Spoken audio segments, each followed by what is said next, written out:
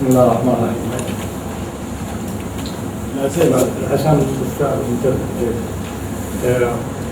on behalf of Kuwait Economic Society, I'm happy to present Dr. Shanta Deva Rajan, who is the chief economist of the World Bank's Middle East and North Africa region. Dr. Deva Rajan is going to give his expert opinion about the new social contract in the MENA, why and how. So Dr. Rajan, you may start, please. Thank you. Great honor to be here. I think it's a real honor to be here and talk about this very particular topic. I know that the Kuwait Economic Society has been quite engaged in the whole area of public sector reform. And what I'm going to present today is, if you like, my own version of public sector reform in the MENA region. But I have to say that about a year and a half ago, I gave a presentation with some early ideas about a new social contract in the MENA region to our management team in Washington. And my colleagues on the management team, particularly the Arab colleagues, not Firas, they said, I agree with what you just said, Shanta, but don't go around talking like this in the region. Don't go to and talk about this outside this room. So I said, okay, and I got on a plane and I came to Kuwait actually for a conference at the Arab Fund.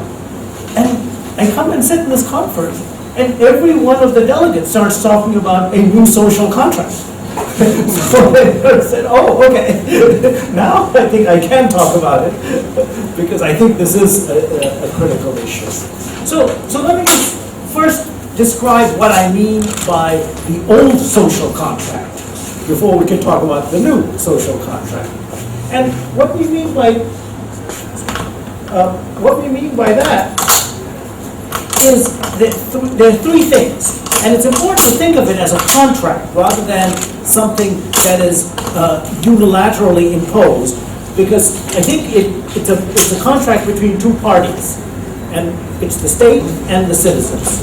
So from the state's point of view, the old social contract was one where the state provided jobs.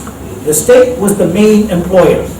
And you can see that in these examples. Now, I don't have Kuwait, but I think you all know what the figures look like for Kuwait, which are even more striking or stark than the ones here, where essentially public sector employment was about half, if not higher, percentage of total formal sector employment. So this is the red bar, and the gray bar is the private sector, private formal sector employment, and basically in most of these countries, I mean, a country like Yemen, it's almost 100%, which is not that different from Kuwait. And in Egypt too, it's about 70 or 80%. So the state was basically the employer in the formal sector. And the second was that the state provided free health and education and subsidized energy and in some cases food as well. And there you see, and here I do have Kuwait in my sample, that the subsidy spending, the spending on energy subsidies was higher than either health or education spending in almost every country. And in some countries higher than the sum of health and education spending. So it was a huge expenditure on the energy subsidies. So the state was providing everything either for free or subsidized or providing jobs. And in return for the state's largesse, the population was relatively quiet. And that's also borne out by some evidence that if you look at various indicators of voice and accountability, the ability of citizens to hold the state accountable, the MENA countries and many of the Gulf countries are way below what would be the average for their per capita income. Or if you look at all countries, that's all the blue dots, and you plot it against per capita income, or the log of per capita income, what you find is that all the MENA countries are below the line. And some of these are, like Saudi Arabia, quite far below. Now, the important thing, so this was the social contract. The state provides jobs, the state provides food, subsidized food and fuel, and free health and education, and in return, the citizens remain somewhat quiet and don't raise their voice. And the important thing to keep in mind is that this contract delivered. Poverty in the MENA region is among the lowest in the world. The World Bank has this goal of eliminating extreme poverty, which they define as extreme poverty rate of below $3 a day. In MENA, we're already there. We're done. Right? And the poverty rate was declining, whether it's $1.25 a day, $2 a day, whatever, was declining throughout the 2000s in the region. And it's not just poverty. I mean, you might think that $1.25 a day is sort of too low a number, but if you look at the bottom 40%, the per capita income of the bottom 40%, in most MENA countries, and most MENA countries for which we have reliable data, so that's a constraint, you find that the bottom 40% was rising faster than the average. So their per capita income was rising faster than the average. In fact, and this is sometimes not well appreciated or known, that inequality in the MENA region was relatively low and declining during this period of sort of 2000 to 2010. That relative to other middle-income countries, so the blue dots are like all the countries in the world, and then we've identified the red are the MENA countries. And you find that the MENA countries are about the average or below the average of middle-income countries. And in a country like Egypt, for instance, you find that the Gini coefficient, the measure of inequality, was declining. So things were looking pretty good. Poverty was low. Oh, and then I have to mention the tremendous progress in things like child mortality. MENA had the fastest decline in child mortality of any region in the world. It started out in the 1970s with a level equal to South Asia and ended up with a level equal to East Asia or Eastern Europe. And there was significant improvement in educational attainment. That is just the number of years of schooling that people have had. And again, some of the fastest increase compared to other regions of the world. This was a success. This social contract, but there were revolutions. There were revolutions in 4 countries in the sense that the leader was thrown out. There were uprisings in several other countries, and so clearly there was something else going on. That all of these economic statistics that we usually look at were not capturing what was going on, and that's where the key lies. Because if you put aside the standard economic indicators and you look at things like life satisfaction, which is one of the another indicator, you find that, as one of my colleagues put it, MENA is one of the unhappiest places in the world. The Gallup poll goes around, they survey people asking them how satisfied are you with your life. And so the same region where poverty was falling, inequality was falling, child mortality was falling, education was improving, had the steepest decline in life satisfaction during that same period. And if you look a little bit closer, this is the sort of global average. The MENA region and parts of South Africa were the ones where you had a decline in life satisfaction. By the way, I didn't show the picture, but it's in the paper. This is even higher. It's even the decline is even steeper for the top 60% relative to the bottom 40%. And if you look at the countries that had an Arab Spring, the decline was even sharper just before the revolutions. So again, what's going on here? All our standard economic indicators, including GDP growth, were reasonably strong, and yet people were increasingly unhappy with their lives. They were quite unhappy, and it's a pretty widespread phenomenon. So let me now suggest that the reason they were unhappy, or what the indicator, was that old social contract had broken down. That it was no longer actually doing what it said it would do. The main thing there, and you all know this, was that the public sector could no longer provide jobs. The fiscal deficit was unsustainable, so the public sector had to cut back. And the private sector didn't create jobs fast enough, particularly when you had the youth bulge and you had a large number of young people entering the workforce. So as a result, MENA has the highest unemployment rate in the world, in the developing world. And the unemployment rate for young people is about double, well, it's 2.5 times the overall unemployment rate, and for women, it's about double the overall unemployment rate. So this is very serious. So if you're thinking that the state was going to give you a job, and the state said no more jobs, but the private sector was not creating jobs, then you're stuck. Now, a couple of things about the unemployment that should be kept in mind.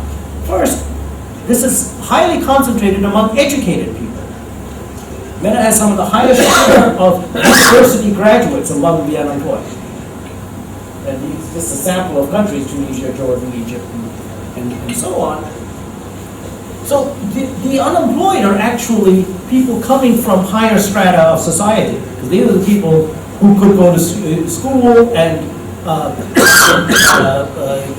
get a degree or finish high school, and then now they're caught without a job. For a lot of people, they can't afford to be unemployed. They don't have the family resources to take care of them while they're waiting for that job in the public sector. And so you also have the other side, which is a large growth in the informal sector. So these are the people who are actually looking, who don't have the option of being unemployed. So they have to work. And so they end up getting jobs in the informal sector. And so you have informal sector taking up 40-50% of the labor force. And this is just an example from Egypt, but this is a pattern we find across the region of informal employment. Now the trouble with informal employment is that it's actually quite insecure, and it's not at all protected. And so it's not very welcoming for women. It's very dangerous, actually, for women. So women who can't get jobs in the private sector or the public sector and don't want to work in the informal sector drop out of the labor force. And so you have the other phenomenon that the MENA region has the lowest female labor force participation in the world.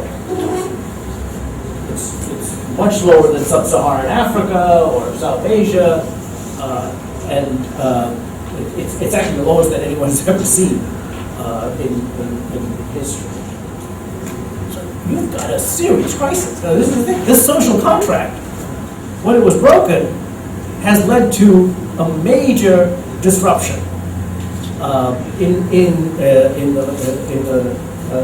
the labor market. So now the question is, why didn't the private sector create jobs? So the public sector cut back. That's a fact.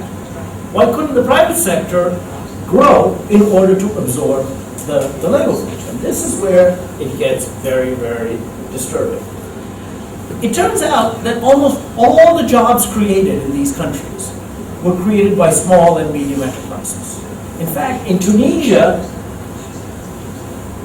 the overwhelming majority of jobs created were created by one-person firms, startups.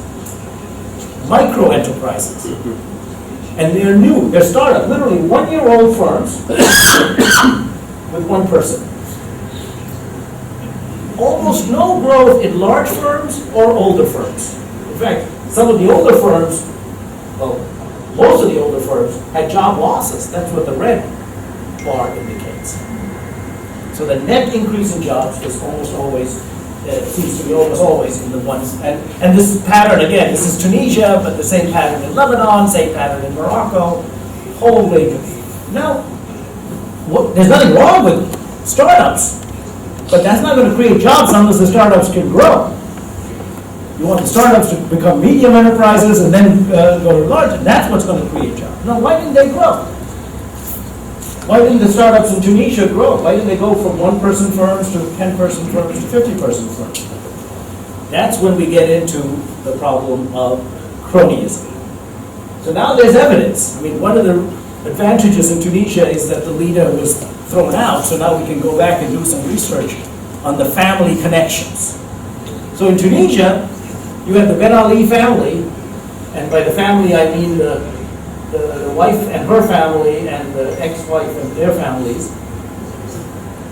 that actually had personal family connections with private enterprises, private firms.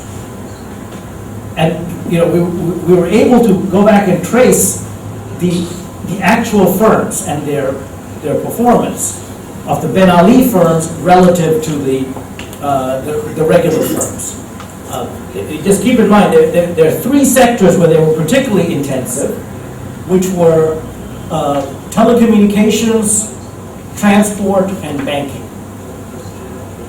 And what we found was that the Ben Ali firms, so we were able to separate out the Ben Ali firms from the other firms. And the Ben Ali firms had about 0.8% of output, about 3% of employment, and 21% of the profits. So that gives you an idea of what was going on. And what were these profits? Well, basically, these firms, and I said they're mainly in these industries, transport, banking, and telecommunications, had protection from had monopoly protection from competition. The firms, foreign firms are not allowed to enter these three industries. And so, as they were monopolists, their prices were very high. Tunisia had the telecommunications prices in Tunisia are the third highest in the world, next to Myanmar and Congo Brazzaville. And if these prices are high, like telecoms or transport, it makes it very costly to compete in world markets. Like if you want to export something, it's always a puzzle why Tunisia doesn't have a dynamic export-led growth sector. It's right there next to Europe. It's got pretty good infrastructure, educated population. They should be an export powerhouse, and they're not. Well, if your telecoms prices are the third highest in the world, how do you compete on export? If you have to transport goods by railroad, and the railroad is a monopoly that's charging monopoly prices, it's very difficult. And if your banks are monopolized, it's very difficult to get decent credit. So that's why it's pretty clear that the micro enterprises stayed micro. They couldn't grow and enter into these industries; those were protected. But they also couldn't export because these industries charge such high prices for the inputs you need to export. So a classic case of where the politically connected firms were actually standing in the way of job market growth, or job growth. Now, just to show that it's not just Tunisia, we've also done this analysis for Egypt. And in Egypt, you can do it slightly differently. I just want to show you, and since this is the Kuwait Economic Society, I want to show you that economics actually works. So we calculated the share, the ratio of the profits of the politically connected firms. These are the Mubarak family connected firms. So the share of the profits of the Mubarak family firms to the rest of the profits of all the other firms.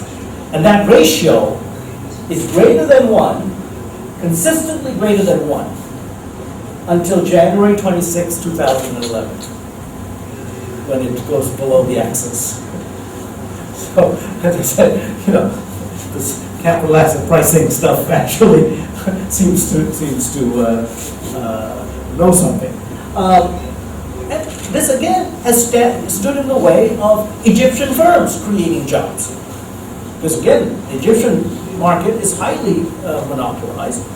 And what we observe is that in Egypt, now this is the total number of firms, the size of firms, you have a large number of very small young firms and a few very large old firms.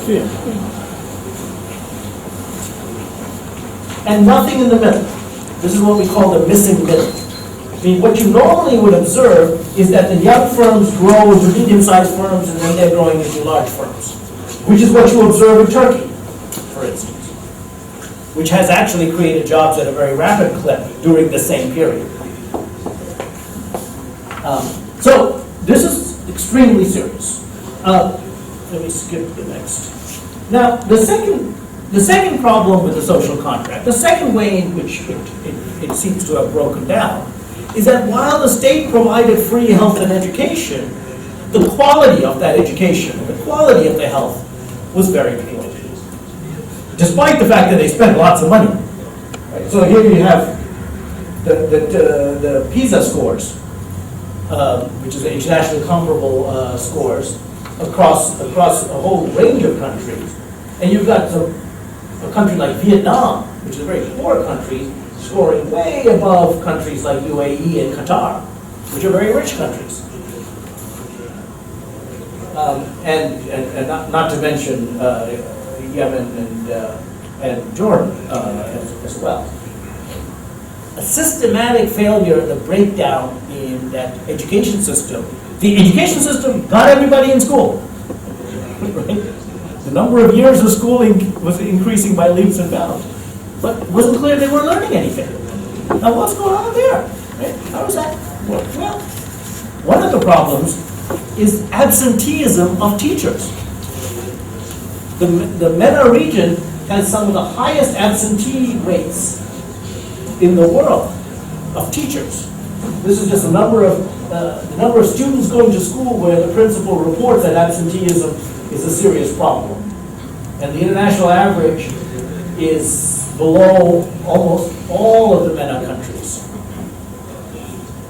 And some of these countries are really quite frightening. And again, countries like Saudi Arabia, these are not poor countries where the teacher doesn't show up.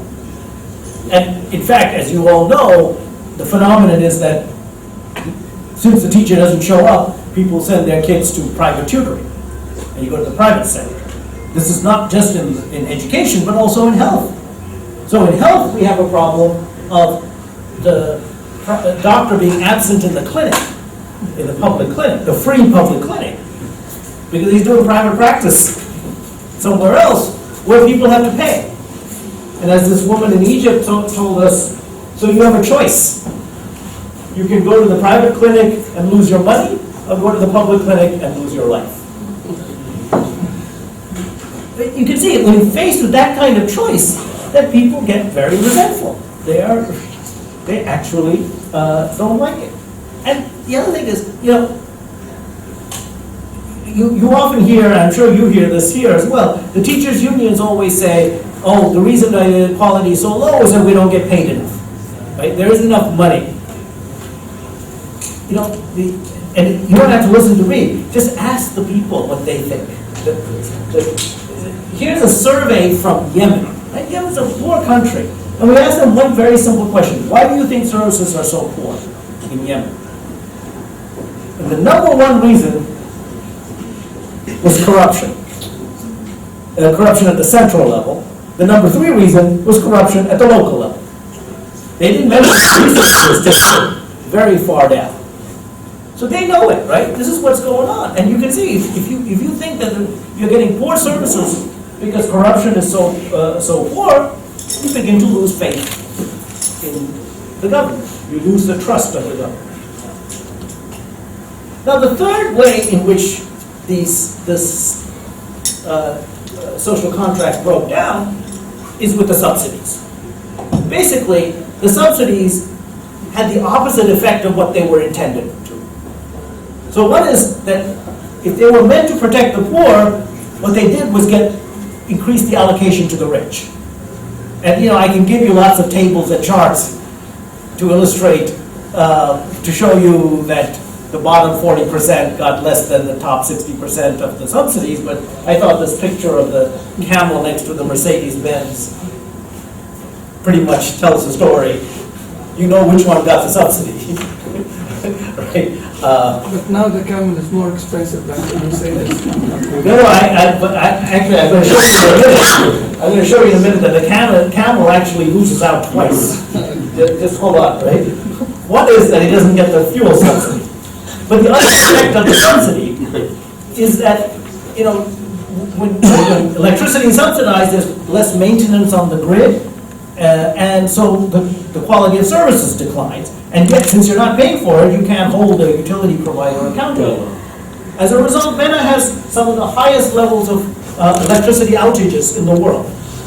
And the cost of this electricity outage is the highest for business that the businesses face in this region. I should tell you, and I mentioned this, I think, to Mr. Yusuf this morning, the MENA region has 3% of the world's GDP, 5% of the world's population, and 50% of the world's energy subsidies. So this is, and you begin to see what it's doing to it. And then finally, and this is where the camel comes in, you have a real problem with water, and those are related, because the region is running out of water. This is the most water-scarce region in the world. It has the highest rate of extraction of renewable water to its water stock in the world. And a lot of it is because the diesel prices are so low. If you subsidize diesel, there's a real incentive to use diesel pumps. And you find that those with low diesel prices extract much more water than those with high diesel prices. And that's in general, but in the MENA regions, even higher, the extraction rate. And it has all sorts of distortions. As I said, that's why the camel doesn't even get the food because of the water supply or its water. But also, you end up growing water-intensive crops in areas you should not. So Yemen is basically running out of water. So Yemen grows cotton, which is a very water-intensive crop. But diesel prices are so low that it's actually profitable. Farmers can make money out of it, and they do, and they keep leaching the water supply. So we've got a serious problem. It doesn't mean that all social contracts have to look identical, but in each country, and I want to emphasize that it's a contract, meaning that both sides, the state and the citizenry, have to do something. They have to come to an agreement. And so, I think on the state side, that the new social contract should derive from what we were just discussing, that the state, instead of providing jobs, which is not going to be able to do anyway, should at least make the playing field level so that private businesses can create jobs. Don't stop businesses from creating jobs, actually encourage them.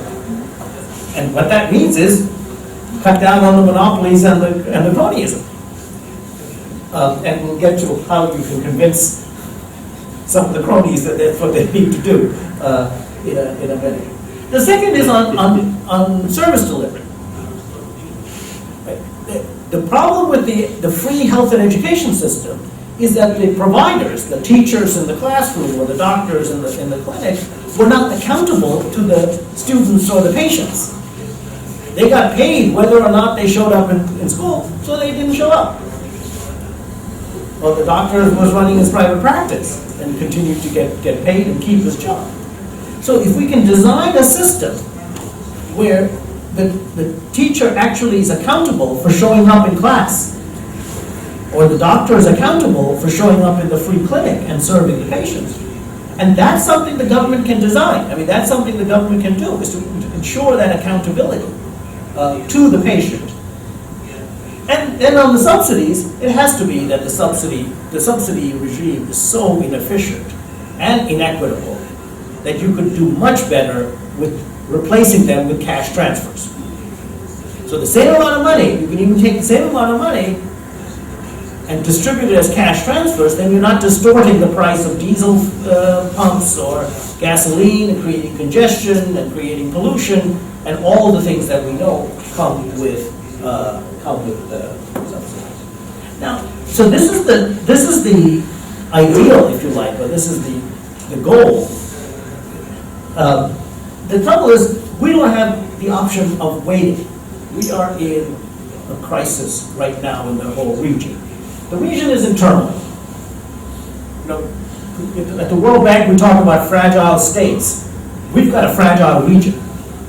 In every country, I mean, almost all the countries in the region are either in conflict, in a civil war, or share a border with a country with a civil war. And we know that the civil wars are having creating problems for the neighboring countries. We have refugees in Jordan and Lebanon, from Syria. We have refugees from Libya and Tunisia and Algeria, or from Libya and Egypt. So this is a fragile neighborhood. Furthermore, and unfortunately this country has also faced this, is that there's a sharp increase in terrorism, terrorist incidents in the region after 2011. And it seems to be on the rise.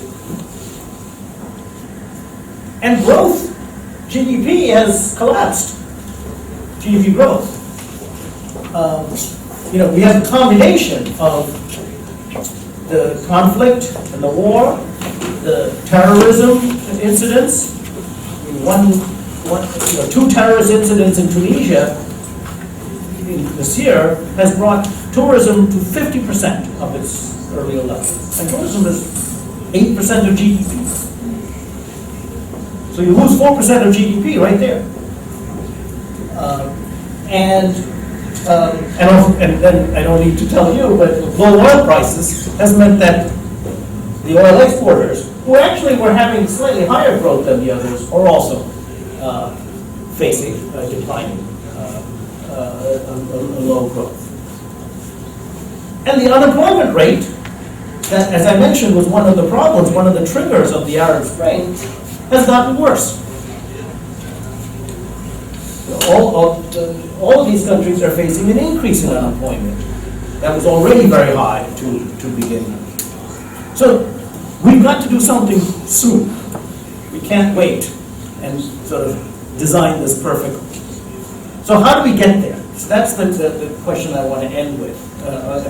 Suggest some ideas. Because whenever I have this conversation, including in Kuwait, people seem to agree more or less what the new social contract should look like, but they say, well, but how do we get from here to there? What are the next steps? And so I think, and I think this applies in a country like Kuwait, when there is a vigorous dialogue, shall we say, a discussion about policy and so on, including at the Kuwait Economic Society. I think what we need to do is to take our analysis and use it to identify the trade-offs. That we really, I think this analysis on cronyism that we have done has shown that there's a trade-off between cronyism and employment. That if you want to reduce the unemployment problem, if you want to create jobs, you have to give up on some of the cronyism. Or conversely, if you want to protect the cronies, you're going to have an unemployment problem that's likely getting worse. And if you put this as an evidence-based, it's not like you're, blaming the family or anything, but actually let's recognize that that's the trade-off we're facing. Similarly, there's a trade-off between the quality of services and subsidies. The more you subsidize, the worse is the quality of services. Conversely, if you want to reduce subsidies, you can generate some support for a reduction of subsidies if you can improve services on the energy side. And the same thing with water. is very, very clear. And if you want to improve learning outcomes, which everybody seems to want to do, you have to introduce some kind of accountability in the service delivery. Now, the reason why I'm focusing on trade-offs is that that may be a way in which the different parties can actually reach some agreement. Because if everybody sees the trade-off, then it's not simply that you're arguing from one extreme to another. It's not like you're saying, there's no way I'm going to touch the subsidies, or there's no way I'm going to do anything about the cronyism. You just have to say, look, here's the trade-off, here's the slope, along which we need to decide. And then we can discuss where to pick, which point on that curve to pick. So we all know we all agree we need less cronyism and more employment, but how much more and how much less? That's the question that the different parties can agree, can at least find a range of agreement, or realize how far apart they are, which may not be very far apart, once you agree that we're all on that same curve to discuss. So that's one way of trying to move this dialogue forward.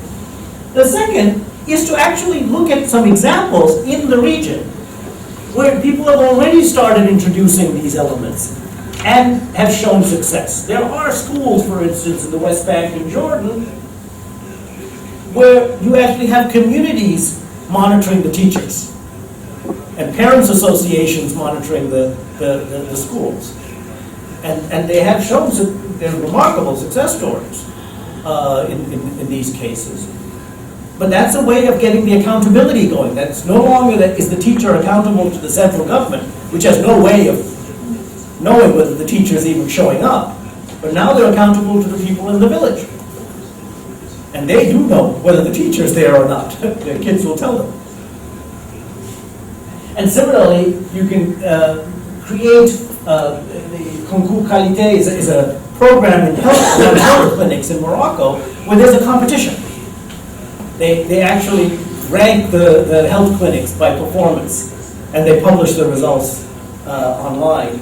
And then begins to get a little competition, and then the doctors start showing up in the clinics, or when they have to compete with each other. And again, community-driven agriculture, and being able to give communities some money and say, here, you run the agriculture program, we give you support in marketing and so on, rather than the central government providing everything by themselves. These are these women in Yemen proudly selling their vegetables. Now, finally, and maybe most importantly for Kuwait, I mean, right now, up to now, I've been talking more general about MENA in general, but obviously, every country in MENA is unique, or every country in MENA thinks it's unique, including Kuwait. And I think it's fair to say that even if the broad outline of the social contract will look similar. By the way, it's interesting to keep in mind that even though these countries are very different, the social contract they had, the old social contract, was very similar. I mean, you saw that across the board, they looked very much alike. So even though the new social contract is going to have more or less the same characteristics, how you get from here to there will be very different across countries, because it depends on the circumstances of the country and the domestic politics. So let me suggest that there are roughly three categories, three types of countries in terms of this transition, in terms of moving from where they are now to the new social contract. And what are the transition countries, the ones that have had Arab Spring or some version of uprisings that have led to some reforms? And these are the countries that are struggling now because, while they should be on an upward path, there are terrorist incidents and various other things that are causing the society to fray in many ways. So this is, I think, where it's most urgent. And that's where you want to have this dialogue on the new social contract with the trade-offs as urgently as possible. It also applies to some of these countries like Jordan and Lebanon, who are trying to manage an increase of 20 to 30% of their population in terms of refugees. So not only do you have a problem with the existing population, but you've got another 1 million to 2 million Syrians who are going to be competing for jobs and public services and everything else. And I think a lot of these countries are in risk of social instability unless we do something about the underlying social contract. Now, by contrast, I would say that for the countries in conflict, the civil war countries, Iraq, Syria, Libya, Yemen, you don't want to start talking about the social contract now.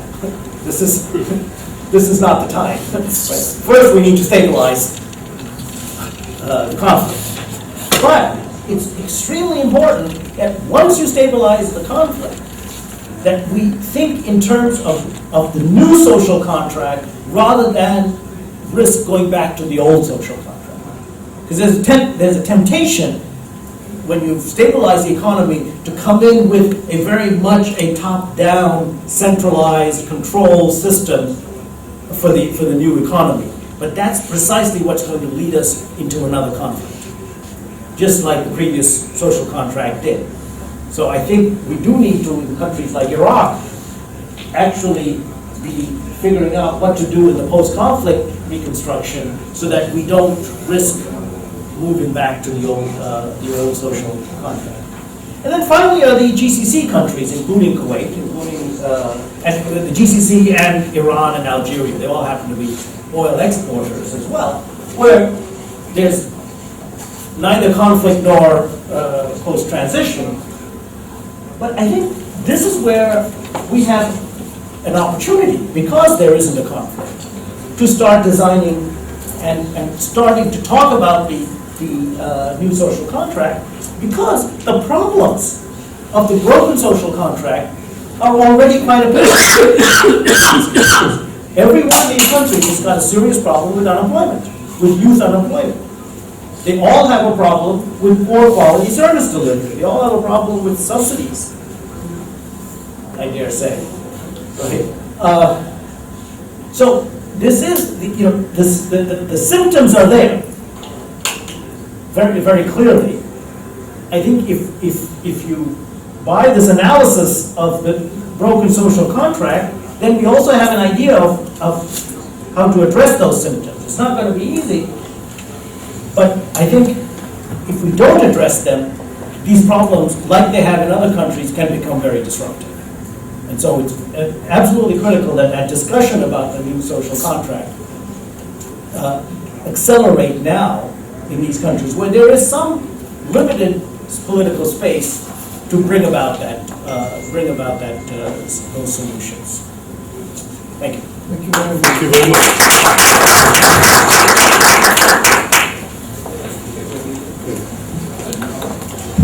Thank you, Dr. Rajan, for this interesting presentation.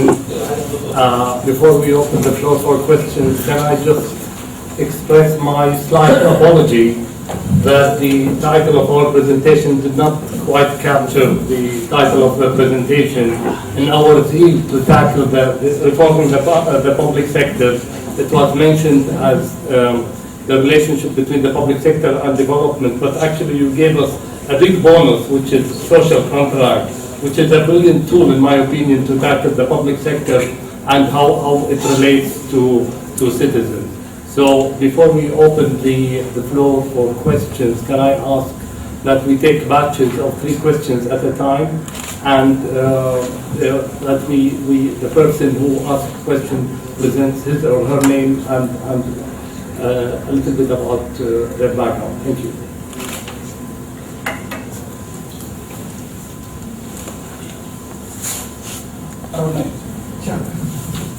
Shanta, I like the idea of social contract, and as Manaf mentioned, it's a better way to tackle the relationship between the government/public sector and the economic/social responsibility of the government.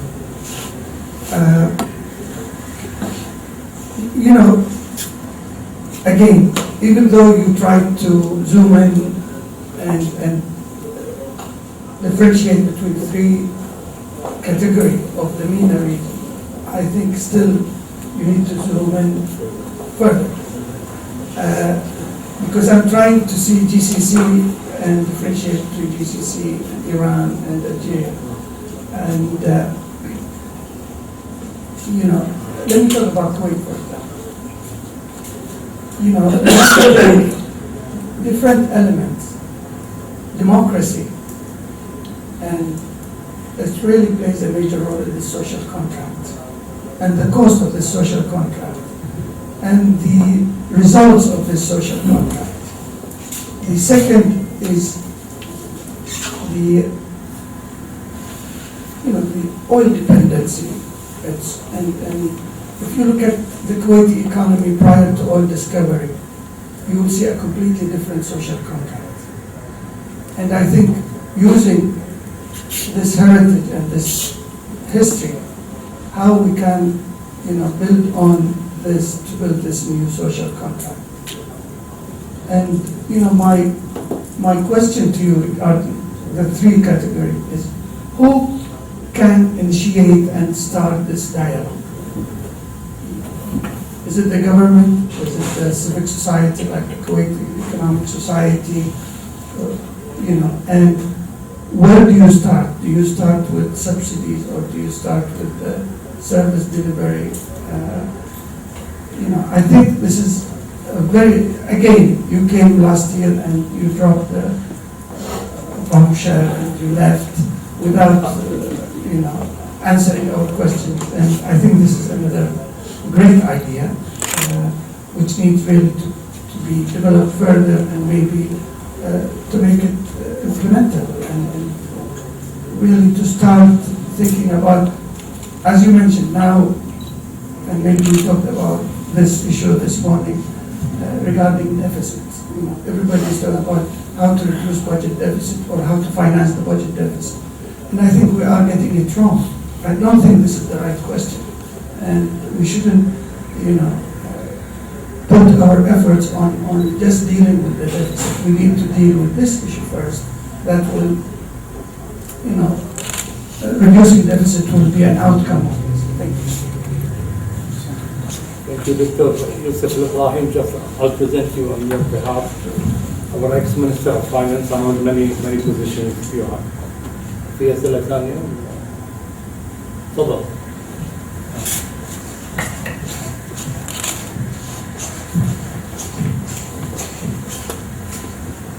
My name is Khalid Al-Ghanem. I'm a student at Kuwait University. I have a question regarding some of the governments that how would they go about decentralizing the economy? How would an elected authority go about decentralizing power when power itself is institutionalized within an exclusive group of people who are not willing to introduce a new social contract? Say in Egypt, when the military is keeping an extremely strong hold on power and not willing to let go.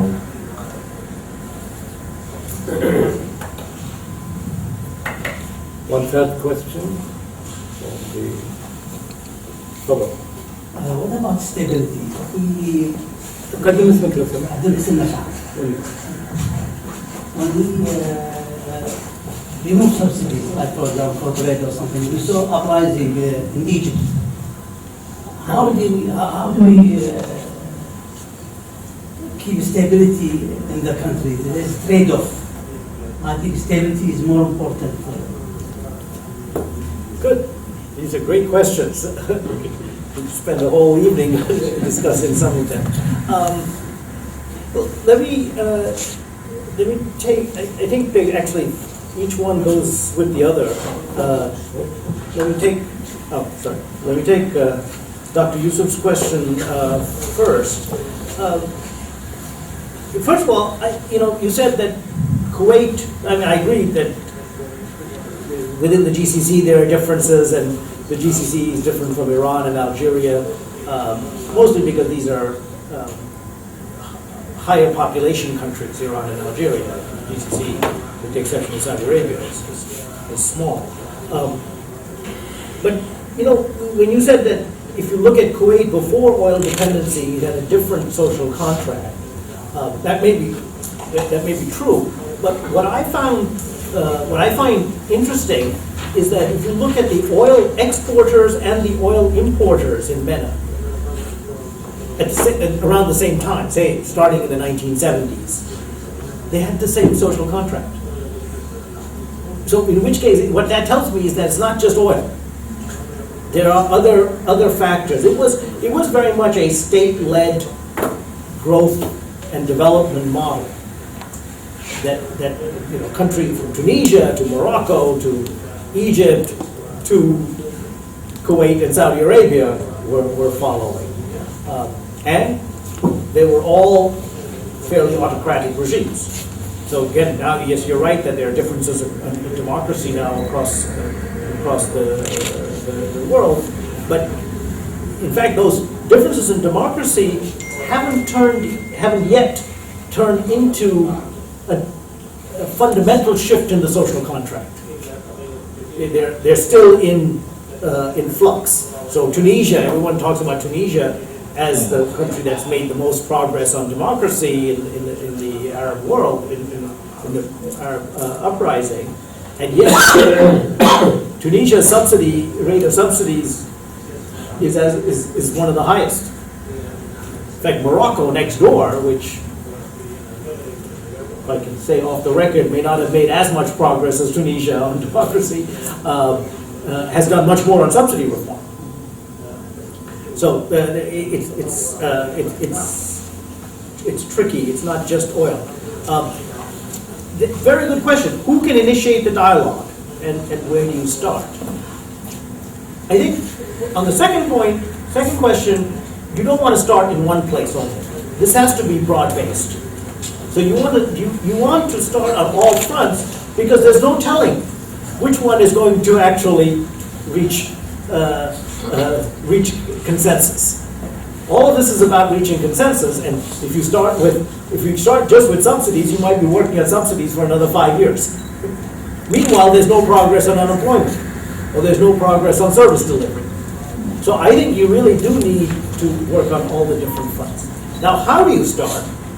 Who can initiate the dialogue? Again, it has to be all the stakeholders. It can't be the government alone, and it can't be civil society alone.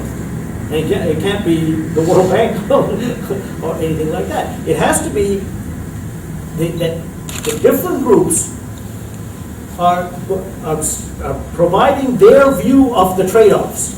I mean, I think what the World Bank or what other outsiders can do is provide the empirical evidence of those trade-offs. But then it's a value judgment. So the government has to come in and say, look, this is how far we're willing to go, based on this evidence, and then different other stakeholders, different civil society groups, including the Kuwait Economic Society, can say, well, no, but we think we can go further on this dimension and not that. And that has to be the dialogue. And it has to be, and it's not going to be a decision that's taken overnight. It's going to take years. But let's get the process moving now so we can start. And I fully agree with you. Deficits, I want to reinforce what you said. Deficits is not the right question, because deficit is really a symptom. It's not the underlying cause. And as you may recall, I came here a year ago, or a year and a half ago, when oil prices were $90 a barrel, and I made the same statement about subsidies that I'm making now. So, well, you might think that I dropped a bomb and then left. You did reduce diesel subsidies, so I thought, well, maybe we actually achieved something. Very good question about how to decentralize power when the people in power don't want to be decentralized. It's fundamental. So there, I come back to this question of trade-offs. See, even the people in power who don't want to give up power are very worried about unemployment. They're very worried about the poor quality of services. So I think what you can do, and since you're a student at Kuwait University, this is ideal, is do a dissertation on the relationship between political capture and unemployment. And just just a factual, I mean, it's not a value judgment, it's just a factual analysis, like the thing we did in Tunisia. To document, this is the link, because I think that link between unemployment and political capture is not sufficiently, not broadly enough appreciated. I mean, economists here probably known it for a long time. But if we can get that message out to the public, then you begin to see that this is what you need to do if you want to solve the unemployment problem in a sustained way.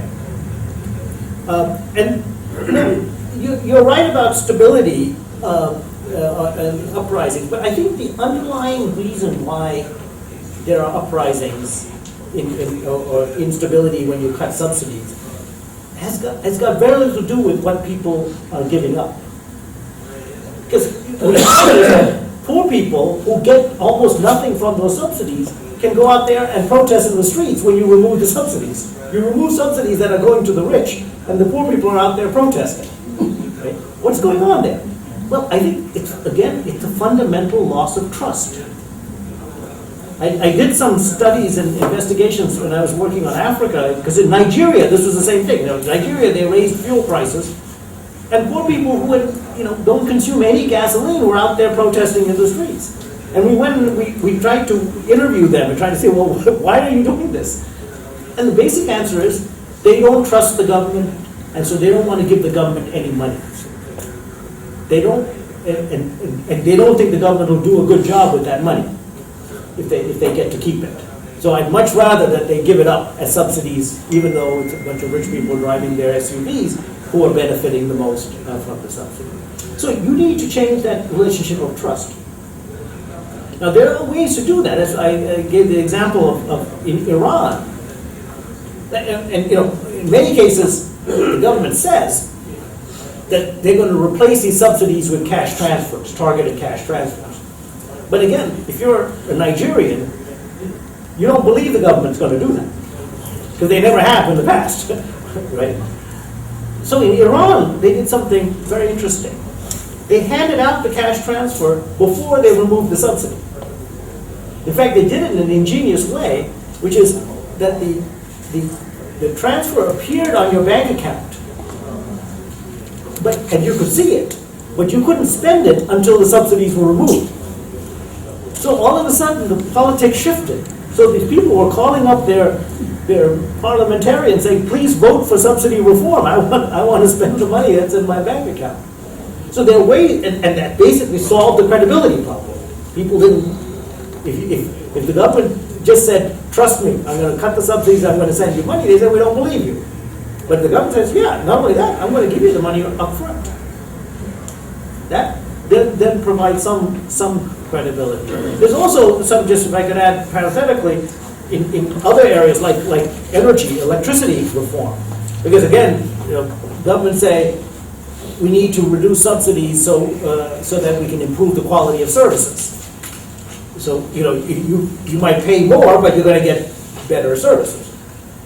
But if you're an average consumer, how is that credible? Right? Who's going to?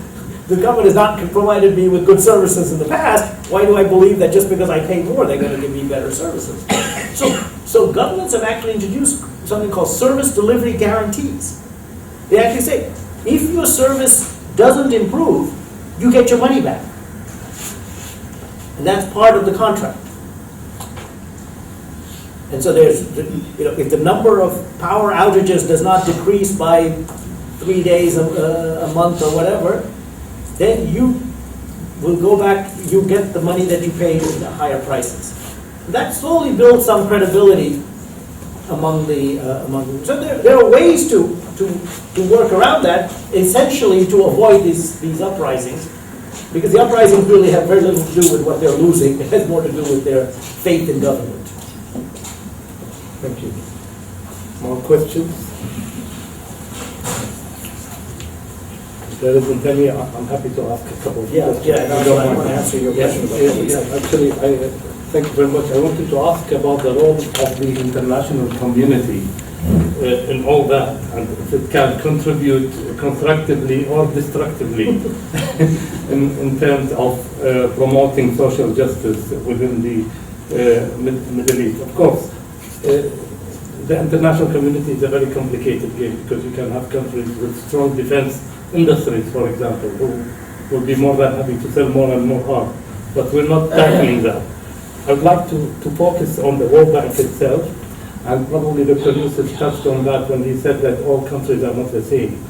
I'm wondering every time, although your presentation is one of the most daring and straightforward of the World Bank, with all my due respect, but I still haven't seen tailor-made solutions by the World Bank to the Gulf region, because there's a tendency to amalgamate everything, countries like Egypt with countries like Kuwait and Saudi Arabia. And in the beginning of your presentation, when you talked about the eradication of poverty, as if it was a good achievement, or, I mean, it's a starter for a country like Kuwait, because you have to work very hard to make people poor if you are a commodity exporting country. So we invite, every time we have experts like yourself here, we invite them to develop new metrics to tackle the particularity of the Gulf region. This is my first question. My second question has to do with Tunisia, which is an interesting model, I agree. Of course, we have to salute and acknowledge that the quartet that comprised 4 NGOs that have to do with labor market, with laborers, human rights, lawyers, and industry have won the Nobel Prize for promoting the dialogue, which is the domestic dialogue, which is a crucial force for social justice. So the question is, do you see Tunisia as a role model for, because we believe that it is much pertinent to look at regional successes rather than, say, Silicon Valley, for instance. It doesn't make any sense, despite all the hype about small businesses and all that. I think it's very important that we look at the countries within the region. So what lessons can we learn from Tunisia, for instance, where there is a very mature and developed civil society? What lessons can we learn for someone like Kuwait Economic Society and other NGOs in Kuwait and their relationship with the state? Good. Okay. Actually, and let me start by a response to your opening remarks that you thought I was going to talk about the public sector, and I came and talked about the social contract. It was about your own mistake. No. It was deliberate. That, in other words, I actually think this is the way to think about public sector reform. The public sector reform is not a technical problem.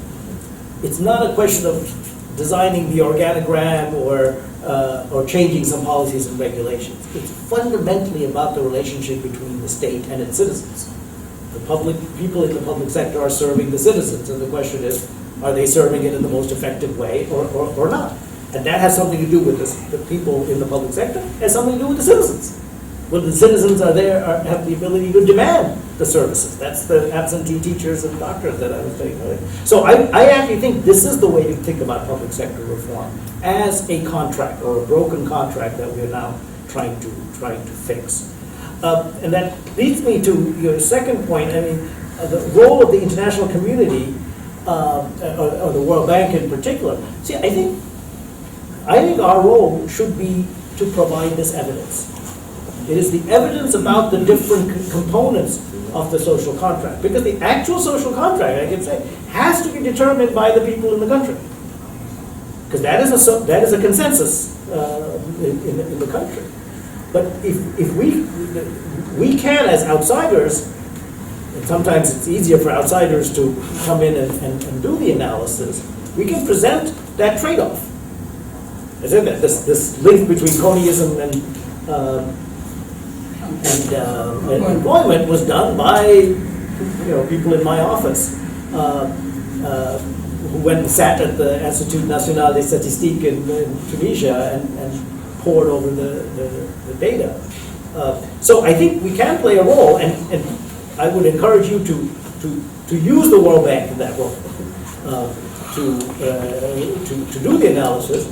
With really, I mean, I genuinely say, you may not believe me, but I genuinely say we don't have a prior view as to where on that trade-off you should end up, because that has to be a consensus of the Kuwaitis. And different countries are going to land in different parts of that area.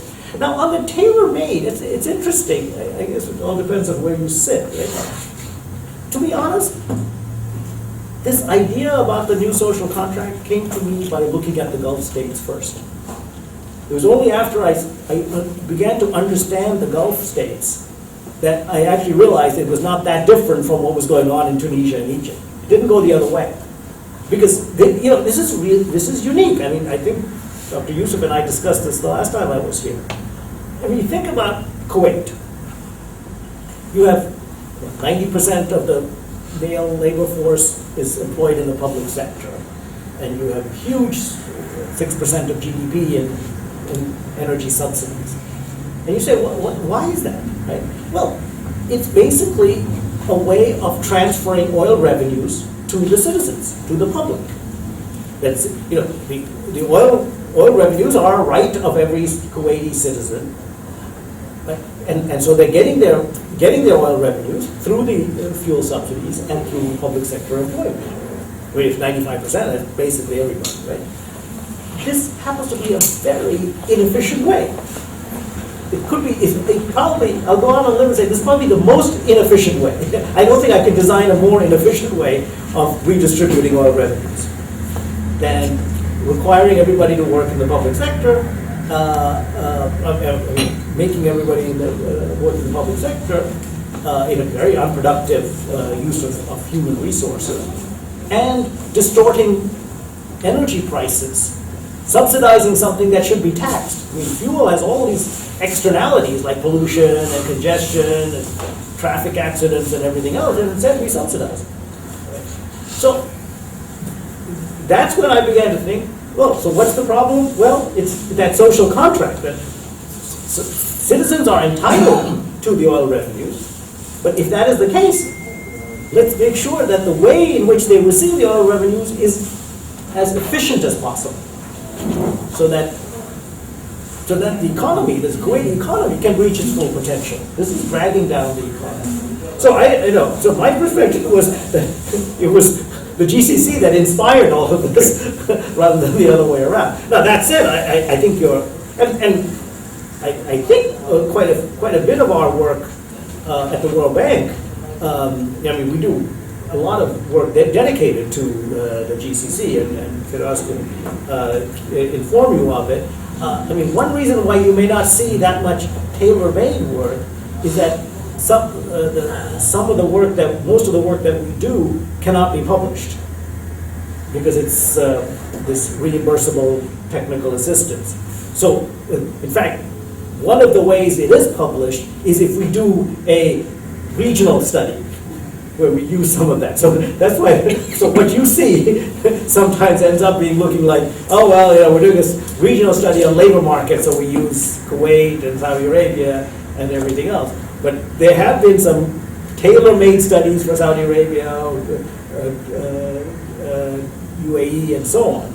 But those are typically not published, although I think eventually we might get to a point where those are also published. The study on private education in Dubai was published, I think, right? I was there for a launch. It was a very good study. That was looking at private education. Tunisia. Tunisia is a role model for the political consensus. There's no question they reached a political consensus that was unprecedented. People came in from very different perspectives. You had Islamists, you had the labor unions, you had the secular, you had everybody in the room, and they had a dialogue and they reached a consensus on the constitution and on the political evolution of the country, and they implemented. I mean, they had the elections and the parliament and the government was elected. They have not made as much progress on the economic front. Indeed, I would say that compared to other countries, they've made less progress. Part of it was because they were so busy on the social front. But part of it is that I'm not sure. Let me say, I made a mistake. I was there in Tunisia in January of 2014 when there was the big breakthrough in the constitution, and I was out there cheering and singing the national anthem, even though I don't know the words, with everybody else, and thinking that if they could reach this political consensus, then it would be straightforward to also reach an economic consensus. But I actually think it may have gone the other way, that some of the groups who made concessions on the political front then dug their heels in on the economic front. Can you give examples? Labor law, like labor law. I mean, the UGTT, the labor union. The labor union was one of the big conciliatories in reaching the political settlement. And as you said, it was the labor union and UTICA, which is the employers union, the industrialists, who jointly won the Nobel Prize for having that dialogue. Now, normally these two people are not exactly on the same page, but they did reach a political agreement. So when they did that, I said, great, now we can get some progress on labor law as well, labor law regulation. Because that still hasn't happened. See, so sometimes we have to be careful what we mean by the role model on that front. And let me say that there are other not role models, but there are other countries we can learn from. I think Morocco has made tremendous progress on access to information and openness of information, which has served the country well in terms of reform. And they actually have made electronic government. Yeah, but also just freedom of information, and does it include the free press? Yeah. Okay. It's in the Constitution, right? These are all in the new Constitution. But it's more importantly that now the public is much more aware of the costs of some of these distortions, and they're able to move forward. So there are success stories in various parts of the region. We should not just always, much as I admire what the Tunisians have done, there's no question about it, I think we can learn from some of the others. Thank you very much. Dr. Bras, your question will be the concluding question or comment. I have a general question, Shanta, about subsidy reform. And you hear in different parts of the Middle East and North Africa region voices maybe against subsidy reform, but not so much from the citizens and households, but from the businesses. And the usual argument is that in a climate of declining economic growth rates, why would governments choose to lift subsidies which could potentially affect the competitiveness of the export sector? So you hear this all the time from the business sector, and I just wanted you to maybe share your thoughts with the audience. For the audience, that was Dr. Asra at the head of the Kuwait mission of the World Bank.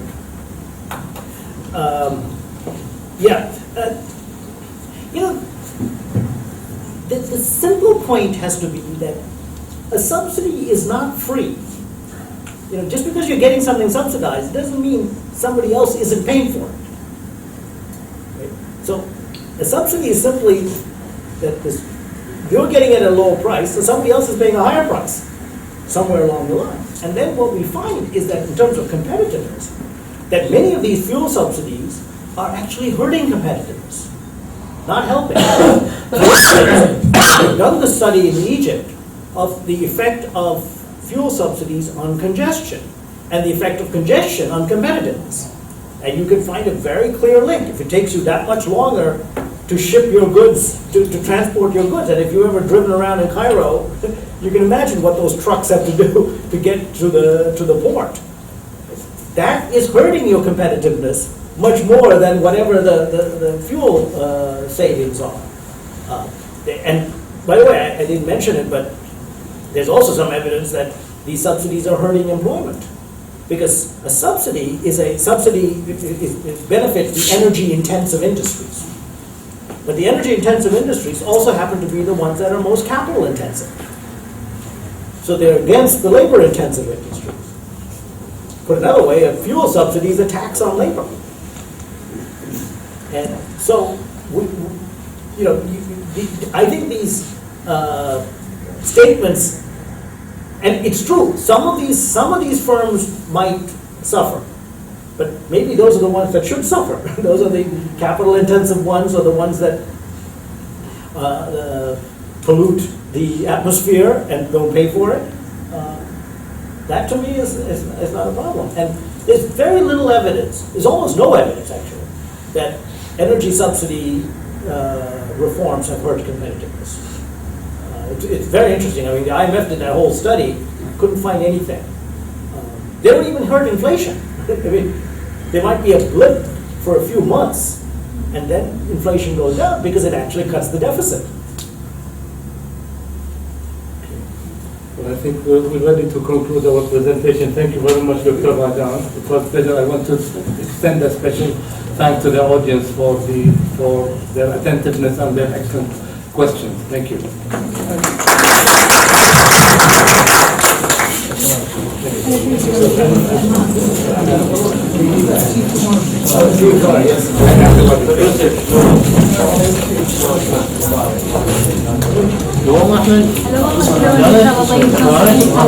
Hello,